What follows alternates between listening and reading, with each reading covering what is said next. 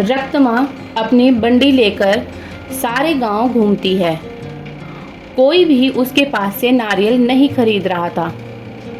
वह गांव की सारी गलियां ऐसे घूमती है कि उसके पैर भी थक गए। उसका बेटा, माँ भूख लग रही है माँ, ऐसे पूछने पर उसे रोना आ जाता है और रक्तमा को पता नहीं चलता कि वह क्या करे। तब वह एक जगह अपनी बंडी रोककर एक नारियल काटकर, आज के लिए खाकर अपना पेट भर लो बेटा, कल अच्छा खाना खिलाऊंगी, ऐसे कहकर अपने बेटे को देखते हुए अपने जीवन को कोसती है। मगर वह दोषी किसको मानेगी? रक्तमा को समझ में नहीं आ रहा था। एक समय में रक्तमा बाकी गांव वालों की तरह ही छोटे मोटे कुली का काम करती थी, लेकिन उसे लगता है कि उसे उसकी मेहनत का फल नहीं मिल रहा था। इसी दुख में वह दिन गुजारती थी। कुछ ही दिन पहले रक्तमा का पति पी पी कर मर गया। घर के सारे पैसे वह अपने दारू में लगा दिया और घर में एक फूटी कौड़ी भी नहीं बची थी। इसलिए रक्तमा क्या करे यह पता नहीं चल रहा था और उसे इसी बात का डर था कि वह अपने बेटे को कैसे पढ़ाएगी। एक दिन वह अपने घर के बरामदे में बैठकर यही सोचती रहती कि वह पैसे कैसे कमाएगी। तभी फैसला करती है कि वह एक छोटा सा व्यापार करेगी। इसी सोच में वह जब सर उठाकर ऊपर देखती है, उसके घर के ठीक सामने मौजूद एक नारियल का पेड़ उसे नजर आता है। तब वह फैसला करती है कि वह नारियल बेचेगी।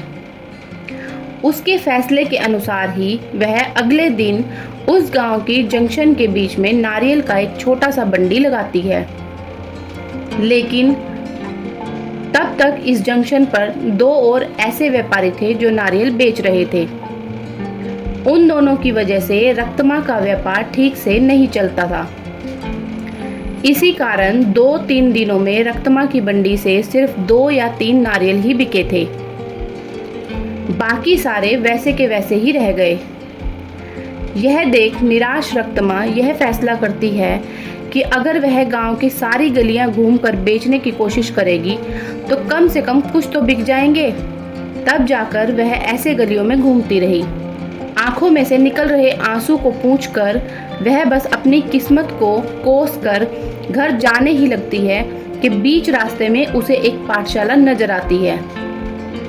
उसी पाठशाला के बच्चे वहां बेच रहे स्नैक्स को देख उसी दुकानों के चारों ओर घेर कर उनको खरीदने लगते हैं। यह देख रक्तमा का बेटा, मुझे भी यह खाना है माँ, ऐसे वह भोले बच्चा पूछता है। ठीक तभी अचानक रक्तमा को एक अच्छी योजना सूझती है। तब उसके बेटे से ऐसे कहती है, हमारे पास उसको खरीदने के पैसे नहीं हैं बेटा, लेकिन घर जाते ही मैं तुम्हारे लिए एक बहुत अच्छी मिठाई बनाऊंगी, ठीक है? चलो। रक्तमा घर जाकर बचे हुए नारियल से काट कर कुछ मिठाइयाँ बनाती है और उन मिठाइयों को अगले ही दिन उस पाठशाला के पास बेचने लगती है। उस दिन तक किसी ने भी नारियल से बने हुए मिठाई को वहाँ पर नहीं बेचा था, इसलिए पाठशाला में मौजूद सारे बच्चे एक ही बार में वहाँ आकर सारी मिठाइयाँ खरीद लेते हैं। रक्तमा की खुशी का कोई सीमा नहीं था। घर जाते ही वह नारियल से दूसरी तरह की मिठाई बनाकर अगले ही दिन वहां जाकर उसे बेचती है। पिछले दिन की तरह ही बच्चे वहां आकर सारे मिठाइयों को खरीद लेते हैं।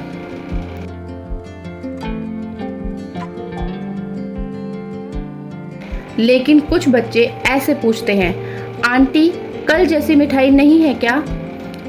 कल लेकर आऊंगी बेटा, यह कहकर घर पहुंचते ही अगले दिन के लिए नारियल से ही 2-3 प्रकार की मिठाइयाँ बनाती है।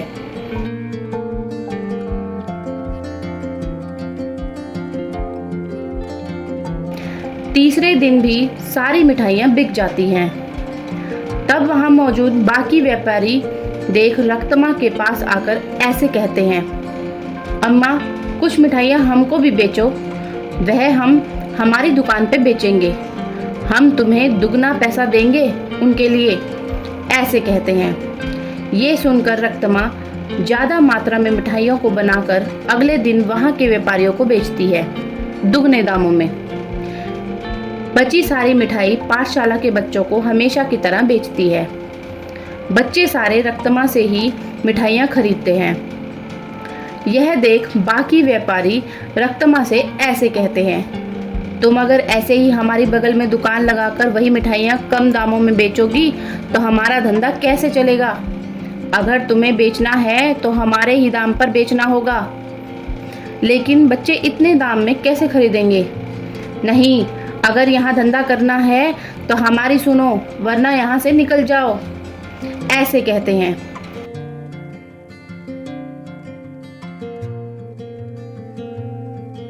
अगले दिन वह उस पाठशाला के पास एक बड़ा सा मिठाई का दुकान को खोल देती है।